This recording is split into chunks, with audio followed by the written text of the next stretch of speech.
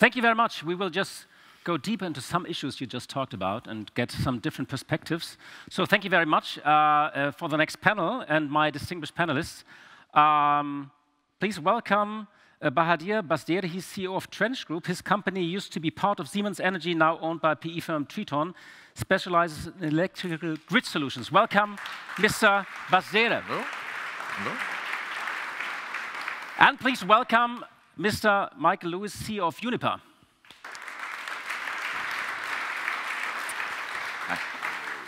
Uniper is one of Europe's largest energy companies and gas suppliers, took over the business of E.ON Ruhrgas, and actually Uniper had become a symbol of the crisis. It had to be rescued by the state, has recovered since. You just paid back 2 billion, congratulations. Yeah. And last but not least, Frank Peter, he jumped in for his colleague who got sick, Director Foresight and Research of Agora Energiewende, a very well-known and influential think tank. Thank you very much. Hello. Hi. All right. So, when we talked about energy during the past years, we talked about crisis and prices. We've also talked about autonomy and dependence, not forgetting the green transformation, which is a historical transformation, but I think it had lost momentum during the past months, partly due to global backlash. So the topic of energy autonomy has never been more relevant as today. But how can we achieve it? And you addressed some of the issues during the past, in your past conversation. I would like to start with Mr. Lewis, with a general view on the crisis. So it's like 3 years after the energy shock. At which stage are we at this crisis? Have we overcome the worst shock? Are we still right in this crisis? Or do you see, okay, we have successfully diversified? Well, we haven't successfully diversified yet, absolutely not. I mean, we did master the crisis in the sense that we ensured that security of supply was maintained at all times. It came at a very high cost. Let's not forget, it cost several hundred billions. Nonetheless, we did maintain energy supply. And what it means now is that we have to diversify and make our security of supply more resilient. We mustn't forget as well, there is still a horrific war raging in Ukraine. It's not gone away, it's still there, and we still have this imperative to diversify our energy supplies, and in particular, our gas supplies. As Patrick said so clearly, we know that we need to produce significantly more indigenous energy in Europe. That means electrification, it means building out our grids, it means building out renewable energies. But we also need molecules. There are certain parts of the economy which can't be electrified, and we also need, in the midterm, new gas-fired, reliable power plants that provide energy, load-following energy, and provide energy when the sun isn't shining and the wind isn't blowing. All of those problems still exist, and that's exactly what Uniper's strategy is addressing. You said we need to diversify, but are we really working on it? Are we successfully? Absolutely we are, yeah. I mean, right. Our strategy, and Uniper is a microcosm, if you like, of what's happening in Europe. Our strategy is to diversify our gas supplies. We know only too well the cost of being reliant on one single supplier, namely Gazprom. That's what brought Uniper down, and that's why the federal government had to rescue Uniper. We have started to diversify our energy supplies. We're looking at new LNG contracts. We have contracts in Australia, the US. We have pipeline contracts in Azerbaijan. We're looking to diversify that, and we will be looking in future for flexible gas supply. That means flexible in terms of time, duration contracts, flexible in terms of delivery points, and flexible in terms of indexation. And that's all part of making our energy industry more resilient and making our gas supplies more diverse. The thing we shouldn't forget as well is that in the crisis, we were able to build infrastructure like the Wilhelmshaven regas import facility in super quick time, 10 months. Deutschlandgeschwindigkeit it's called. Ganz genau, Deutschlandgeschwindigkeit. We need to maintain that. Urgency has to be the norm, not something we just invoke when we're in a crisis. I think that was a big learning, and making sure we can build infrastructure. I mean, it's incredibly difficult to get things done sometimes. We showed it can be done in the crisis, and we need to continue with that urgency and that sense of purpose. Okay, so urgency is the new speed. Mr. Badele, when we talk about greater European independence, we focus right now on defense and defense spending. So is electricity and energy as a strategic resource the current blind spot right now? Well, let me answer the question by being impolite with a counter question. When we talk about oil and gas, do we ask this question? The availability of oil and gas causes wars. The affordability, the price of oil and gas impacts our financial markets, and we take it as usual and granted. But now looking at power and electricity, we're talking about something that is directly impacting our daily lives in a very severe way. Without electricity, we would not have this panel here. We would not broadcast via the internet. No Instagram and social media for our kids, my God. No car charging, no heating of homes, no cooling of homes. And by the way, no defense. And as we have prominently seen last week, unfortunately, no air traffic. So for me, electricity is as important as oil and gas, and the grids are the key to electricity. And are we on track? Well, and frankly speaking, I did not like this discussion or approach. Look, we need to see whether we change our strategy and the speed in expanding our grids. Look at China, look at the US. They take a decision and they make a bold decision and go for it and expand their grids and make sure they have the autonomy in the future to operate one of the most important resources, which is the electric grid. So I believe we have a good pace, but we need to do much more in expanding and enforcing our grids. And we have to do this, as Patrick said, on European level and not only on national level. We need to work on the interconnectors. We need to increase the reliability and the capacity of those interconnectors, because in Europe we have 5 major grids. We have the central grid, the NSOE, which is connecting France and Germany, for instance, and we have 4 additional grids. And expanding and enforcing those interconnectors means we need to invest. It takes a lot of amount of money because you're increasing complexity and you're increasing risk. You have the danger of a cascading failure, as we call it. The grid gets more complex, hence you need more equipment and more expensive equipment to ensure power quality, to be able to control and to regulate the grid, which is also a big cost factor. So we need to face the reality. Grids are very important. They are as important as oil and gas. And we need to make investments to ensure our independence for the future. No, they are more important than oil and gas. Yeah. Oh, yes. Oh, yes. Okay. More important. Okay. Yeah, because yes. Good to hear it from an all major company. But because electricity is the energy of the decarbonization of the 21st century. We need to invest heavily. That's clear. And by the way, as Patrick is right, you can generate electricity without oil and gas. Yeah, 60% has been done last year in Germany. You can't drill without but without you need the grids to transmit the electricity to the consumer where it's needed. I would like to get Mr. Peter into the discussion. So we have to take bold decisions. When you look at our strategy right now and during the past years, do you see that we take these bold decisions from your perspective? Well, the last government in Germany in particular, but also in the European Green Deal implementation, has done quite a lot in speeding up, again, I would say, Europeans' single most important source of strategic autonomic energy, which is renewables. If you look into the current reserves on oil and gas, you find the first European country in the top 20, which is Norway, at the bottom of the top 20. So Europe has only one option to increase its energy autonomy, to really go bold on renewables and build on also the required infrastructure to do so, and amplify strategic coordination within Europe, because we have some places in Europe where renewables are easier to be sourced, where we have lower costs, where we have greater potentials. And integrating this is something of, I would say, a dimension of European security. And this is where we are heading to. And next to the climate dimension, this has become the dominant debate of the last years. And we are approaching it. But I'm quite concerned when now looking, for example, into numbers where people come up and say cost savings are related to lower renewable build-outs in Europe.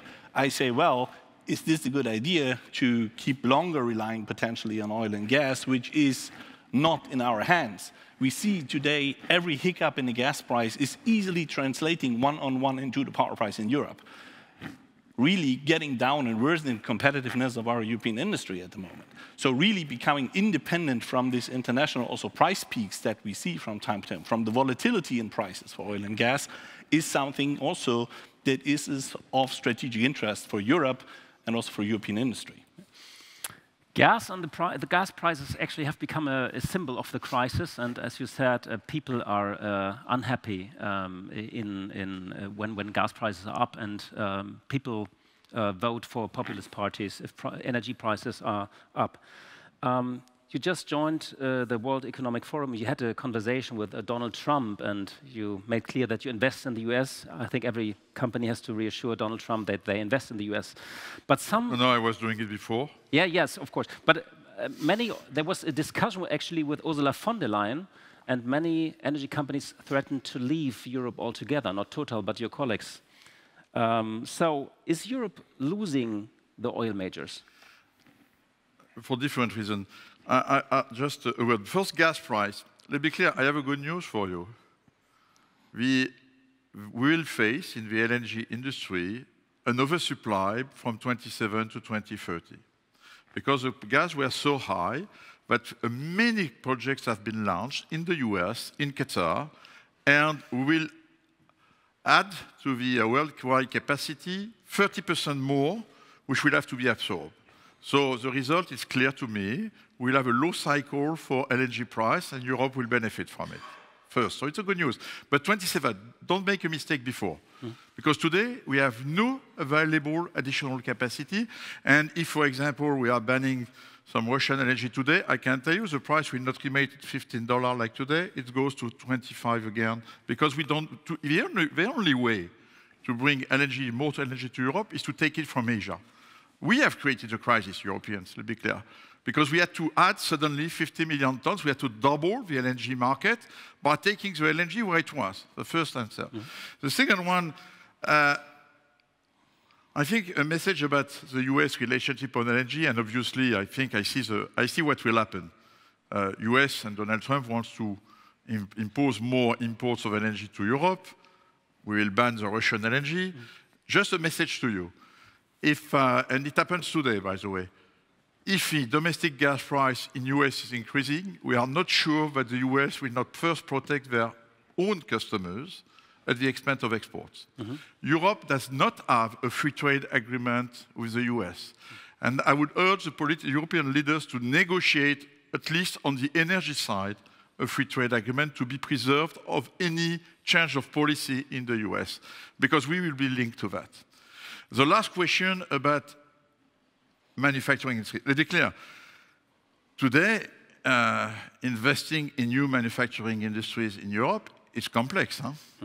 When you are a CEO of a company, you have a social model, which we like. So we have higher wages, low flexibility on the social side. We have a high cost of energy.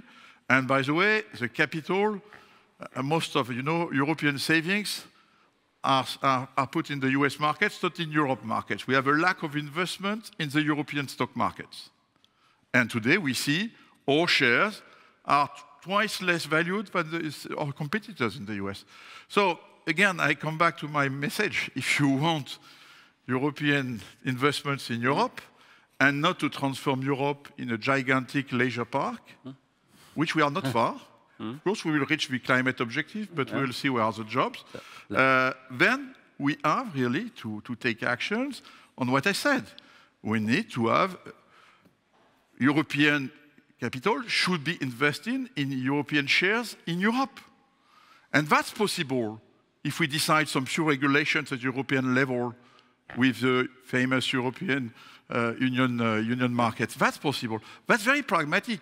We need to have investments in our companies in order to continue to invest in manufacturing plants. When we talk about the investment, and there has been, at the heart of Europe, actually, there has been a very bold plan during the past weeks, like the 500 billion stimulus. Mr. Lewis, when you look at this, from your perspective as a company and gas supplier, Is this a game changer, not just for Germany, but also for Europe? Well, first of all, let's just address the short term and long term. In the short term, I think as Patrick said very clearly, we do see significant amounts of LNG coming onto the market. And the market is, to some extent, solving this problem of diversification and moving away from Russian gas, because those price peaks encourage more projects, and we will therefore be able to source more LNG from the US. That's point one. So the market does work. Fundamental point. We should only intervene where there is a market failure. That's the first point. Second thing, I think where there needs to be a game changer is on the demand side. We talk always about supply. Bear in mind, one of the ways of reducing our dependency on gas, or Russian gas specifically, is not just increasing supply from other countries, it's reducing demand. How do we do that? Well, we invest in heat pumps. A huge amount of gas is used in heating. We know there is a solution for that, but it requires a coordinated public policy to deliver it. Investment in the electricity infrastructure, as we've already discussed, but smart investment. Big discussion here in Germany, you know. But smart investment in the grid infrastructure. I don't think the problem is investing too much in renewables. It's investing in the right renewables in the right place at the right time. It doesn't help to keep adding renewables to a system where you can't use it and it has to be thrown away because the grid connections aren't there. So it has to be smarter. I mean, because we tried to do it during the past 3 years, but we failed. Maybe question and then to you, Mr. Peter. It requires coordination and it requires the right price signals to be sent. But the point being, we know what we need to do. We need to build out renewables in the right place. We need to coordinate with grid expansion, and we also need to coordinate it with investment in the demand side to reduce gas demand. All of those things are important parts of the energy transition and will help to reduce prices. Where government major infrastructure can help is in things like the core nets, the hydrogen core nets. And as Patrick said earlier, decarbonizing fossil fuels is not something that will happen by 2030. We're talking about 2050. But we need to start now. We need to start small. We need to experiment. We need to be pragmatic. We need to find out what the right answer is and let the market discover that. That means, though, some of the core infrastructure has to be built, and that has to be built now. The 500 billion stimulus, game changer or not? I would say it's a massive stimulus. If it's used in the right way, it's a game changer. What should be key to use it in the right way? As I said, addressing market failures, where you need to pump prime certain markets. For instance, with renewables, 20 years ago, no one thought that offshore wind would be cheaper than coal-fired power generation. It was incredibly expensive, but we had a coordinated policy, a coordinated and market-driven subsidy system which drove the cost down and drove investment. That's how you use that kind of intervention wisely. Mr. Peter, and then you can comment on the stimulus package. Infrastructure build-out is the key focus area that I would foresee, because obviously this is a natural monopoly. It's also what the state, the public hand, should deliver on, and it's where we at the moment perceive the biggest bottlenecks to have the security available here, that the grids, both on hydrogen but also for electricity and also the much required carbon management infrastructure in the future, are really to be pushed forward in order to have this available when the industries, for example, want to switch. We should not forget that the European emission trading scheme is foreseeing to run out of emissions in the ETS1 by 2030 now, which would not allow European industry to emit any carbon when producing in Europe. So we need to have an infrastructure ready that industry can really shift their production towards these much needed low carbon sources. And Mr. Lewis is completely right. The electrification across the board is a key element, not just to deliver on the climate targets, but also to abandon our dependency on the fossils and to get rid also of eventually the influence of international gas prices. Mr. Badira, he wanted to say how to spend 500 billion wisely. Well, money helps a lot. It's good. It's a huge amount, but we are missing one thing. Money is not enough. We need to make sure that European companies benefit from this money. Hence, we need to make sure that hidden champions like Trench remain in Europe and operate and engineer and produce from the heart of Germany, in our case in Berlin. What does this mean? We need to, number one, make sure that we attract and retain talent here, because talent, engineers, is the most scarce resources at this point in time for grid infrastructure. Number two. But with this announcement, will you stay in Berlin? We will stay in Berlin. Okay. As long as Europe remains an open society. We have 25 different nations working in our headquarters and 165 different nations nearly in our factories. Number two, we need to make sure that engineering and production in Europe is affordable. Factor costs play a big role. We talked about 2, 3, 5 times higher energy prices, and I have a factory in Canada and a factory in China. So there is a huge difference. And number three, fast decision making. Canada and China, you're right, in the middle of the storm right now. In the middle of the storm, we are in a perfect storm, but guess what? They are navigating perfectly. Yeah. Just a stimulus. So you wanted the I stimulus, think it was one of the best news I heard for many months. From Germany. Yeah, from Germany, because I think it's really a huge standard policy for Germany. There is obviously, for me, for decades, we are advocating to invest more in infrastructure in Germany. The 100 billion euro dedicated to, if I understand correctly, transition or energy transition funds are essential. I will tell you what happens with coordination very pragmatically in Germany. We have wind, several offshore wind concessions. We are the largest player now. The problem is that we need to develop these investments, which are billions of euros, and we have to coordinate that when the grid will come. The grid is in the hand of the government or some of the TSOs. And we begin to have a debate because on one side we have very stringent rules only 6 months before grid connection CODs, but this is a moving target, the grid connections. It was supposed to be 29, now it's 2030, 2031. For us, investing billions without knowing where we will be connected, I'm stuck. Which means, by the way, that in all this regulation, and I can tell you we are very committed to invest, but we need flexibility and understanding between, because it's a big connection. We speak about billions of euros. There is no way for me to invest early in my offshore wind and then to wait when the grid connection will be available. So that's coordination is not just a word.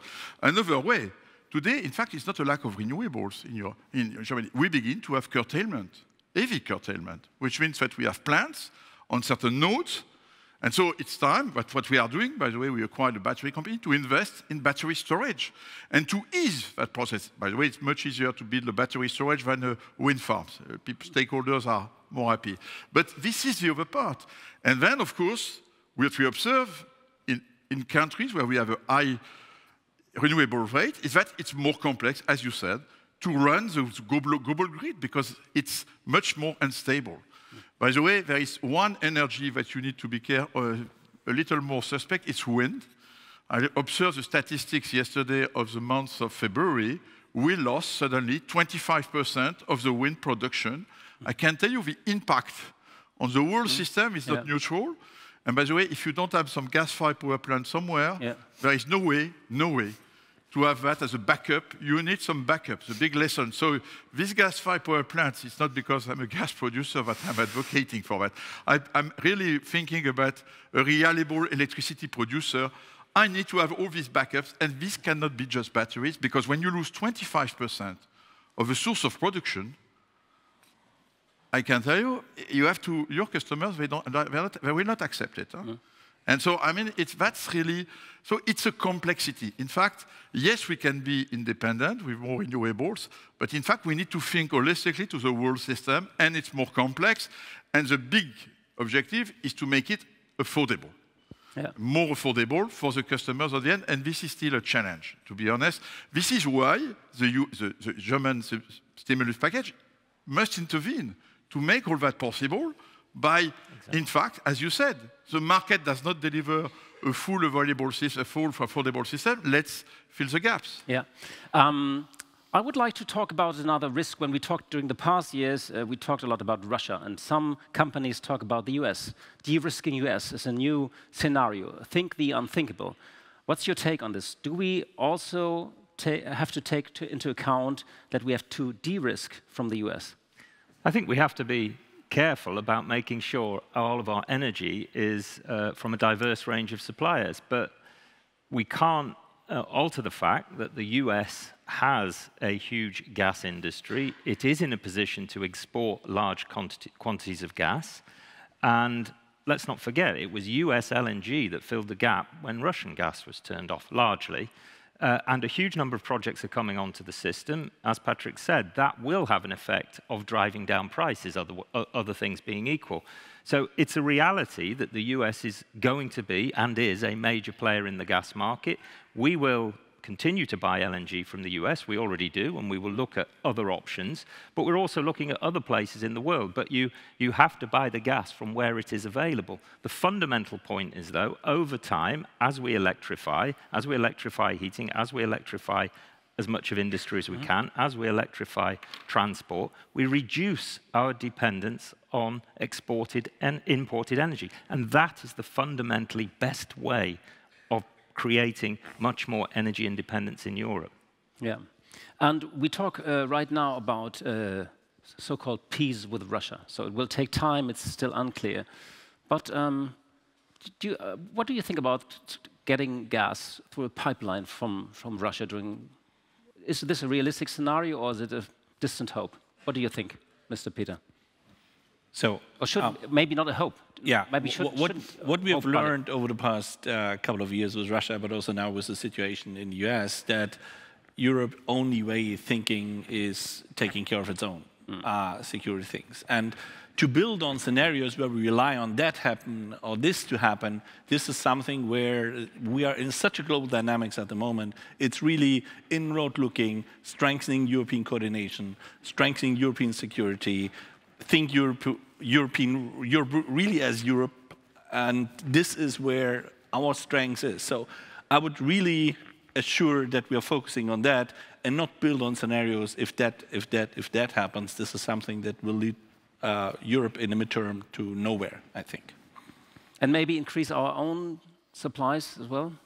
Yeah, but I believe in general, we need to have our hands on our strategic assets. Yeah.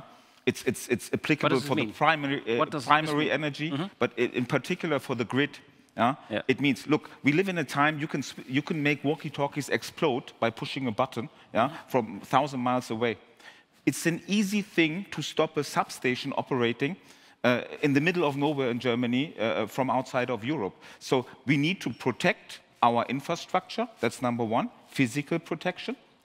We need to make sure that we have the know-how in Europe, and the companies that produce those assets that related to grid, related to gas, and you name it. So these are all strategic assets. How vulnerable is our infrastructure right now? I mean, you just talked about like a scenario, but we see in the Baltic Sea like other cables. So when you talk about your business, how vulnerable are our grids? As I said, fortunately, the incident that happened in London last week was a result, most probably, of an old, poorly maintained asset.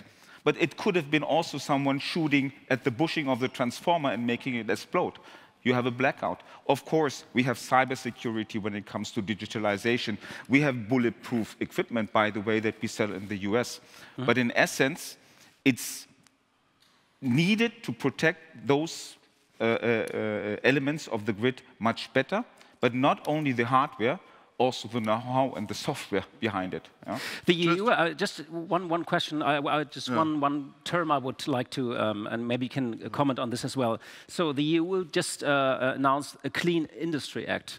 And how do you look at the strategy? At this, is there a shift? Do we get our...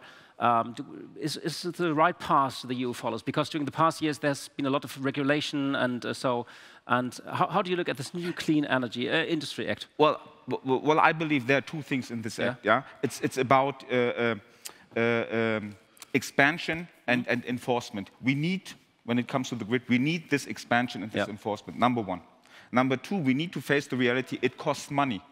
We need to be willing to afford it, because in essence, for me, energy infrastructure and the grid, in our case, it is really a question of European and national security. It's there to protect our democratic system and our economic wealth at the end of the day. And we need to invest. Look at what we do in defense. Do we ask the question, does it make sense? And what's the payback of investing in tanks, in drones, and in rockets? No. And electricity and the grids that are the key to electricity are equally important like defense infrastructure, and maybe even more important, because there is no defense. But do we think really European when we talk about grids? I think we still think very national, right? Well, as I said, we have the 5 grids. Yeah, we are working on the interconnectors, but I think we need to do much more and face the reality that it will cost money. Mr. Pouyanné, we want to comment. I wanted to comment on something and the role of companies like us, by the way, in security of supply for Europe, because you had a good question about strategic assets. Today, we, TotalEnergies, by the way, is the largest US LNG exporter. We export more of 10 million tons of LNG, which is more than 12% of market share, and we export most of it to Europe. Because in Europe, we hold almost 18% of the regas capacities. And in fact, at the end, this is where, by the way, coming back to your question, does Europe welcome oil and gas companies? My feeling is not when I see the number of legislation against us, but Europe thinks to the role we play. We play a role of the state. At the end, it's not the state who sign contract to supply Europe. These are the companies. When I take a position today in Cyprus and Egypt to diversify my own portfolio, it's because also bringing LNG from Egypt tomorrow, from Cyprus to Egypt, will be the cheapest way to supply gas to Europe from an LNG sources. I'm playing my role, and there is a convergence between the objectives of a company like TotalEnergies and the ones of Europe. And I think today we are demonized through many EU legislations, the latest one being CS3D. It's almost impossible for an oil and gas major company to remain in Europe under a CS3D legislation. Unless we are facing thousands of litigations from NGOs, which is the purpose of that legislation. We have to be real, pragmatic now.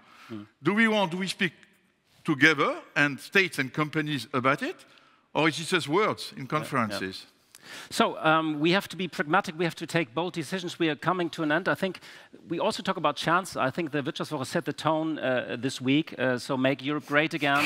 When you talk about technology, when we talk about, I think I see some new energy in Europe during the past 2 weeks. So, and the German government, they have coalition talks right now at the beginning. So, if you met them right now after this conference, what would you say? What should be Germany's top priority to strengthen our energy infrastructure in a European framework? So we start over there. You have just like an elevator pitch for Mr. Matthes or his colleagues. European coordination on the key infrastructures of electricity, hydrogen, carbon management, and a strong coordination on the offshore side, because we have vast potentials in our European member states to also lower our own cost of production for renewable energies. Mr. Lewis, top priority for Germany? I think, first of all, we need to maintain commitment to our climate targets to ensure that everybody is aligned and we know where we're going. We then need to drive the electrification of grid build-out, stimulus for electricity demand in heating, etc., and EVs, and most importantly for us as a company, drive the Kraftwerkstrategie. We know... Kraftwerkstrategie, you can say Deutschlandgeschwindigkeit und Kraftwerkstrategie. Indeed. Yeah, great. Deutschland beschleunigen, I guess. We need to really drive this hard. We know there is a looming gap opening up in 2030 between flexible capacity and peak demand. That needs to be filled, and we need to do it urgently, as I said before. So for us, that's critically important. And then we need to use the stimulus, the infrastructure stimulus, to drive investment in infrastructure that wouldn't otherwise be built. So the hydrogen infrastructure, whether that's import infrastructure, whether it's the core networks, whether it's hydrogen storage capacity. We need to enable that market, and then we need to drive demand for hydrogen as well by recycling some of the revenues from the ETS or the stimulus to stimulate demand of customers in hydrogen. 4 quick things. Number 1, the decisions that were made a couple of years ago, pursue them consistently and do not discuss to go back and forth. So consistency is very important, you said. Absolutely, and durability of action. Number 2, remain an open society to attract talent. Number 3, set the right frame conditions to keep the champions in energy in Europe, in Germany, in Berlin. Including your company? Exactly, like Trench. And last but not least, quick decisions.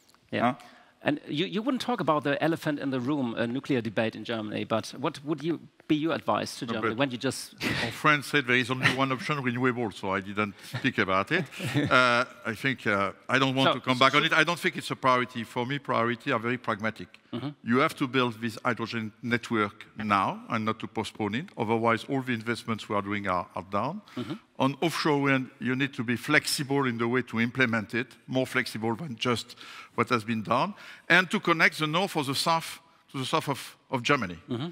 Because you could have a very cheap, I would be a manufacturing company, I will invest in the north of Germany, not in the south. Yeah, because it's not connected. You could have plenty of oversupply right next to the North Sea and not down. So to connect both, and then I would say build these gas plants. Let's build them. Let's launch, I don't know if it's your craft... Werkstrategie. Sorry, craft strategy, but you need to build them. So launch these tenders, do it. I think we plan to build 20 execute of them. Execute the plan. That's the two.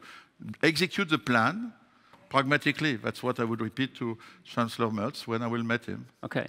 So we have to take bold decision, and execution is important. Thank you very much for the panelists, and thank you very much for the discussion. Thank you.